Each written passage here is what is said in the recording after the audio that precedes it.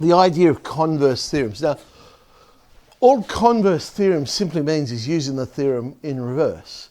Normally, we know something is a cyclic quadrilateral, we know angles are in a circle, and when we use that fact to prove maybe opposite angles are supplementary or something like that.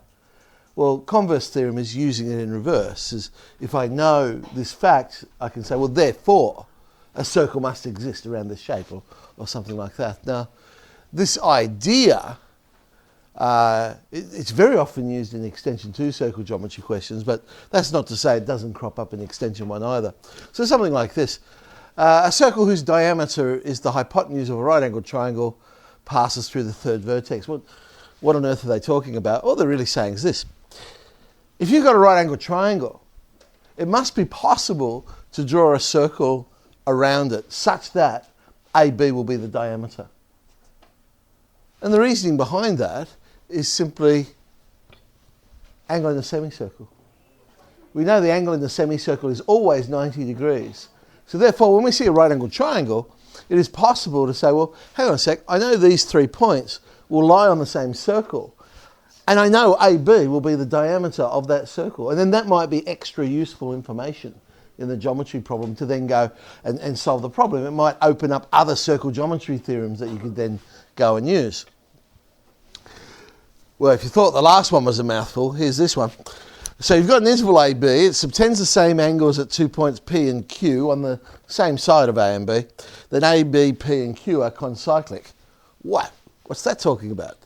It's simply this situation. If you've got an interval AB and you notice that it joins up to a third point, but the angle's the same at another point, then that must be a cyclic quadrilateral.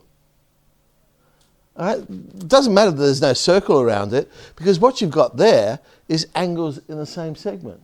Now, AB would be a chord of the circle. So I know APQB would be a cyclic quad. And as I say, the reason I would use is, well, it's the angles in the same segment are equal. That's the theorem I'm using, but I'm using it in reverse.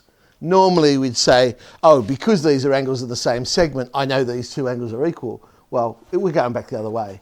We're saying, oh, well, because these 2 angles are equal, therefore they must be angles in the same segment. So once again, that might open up other theorems that you could use, because now you know that that shape is a cyclic quad.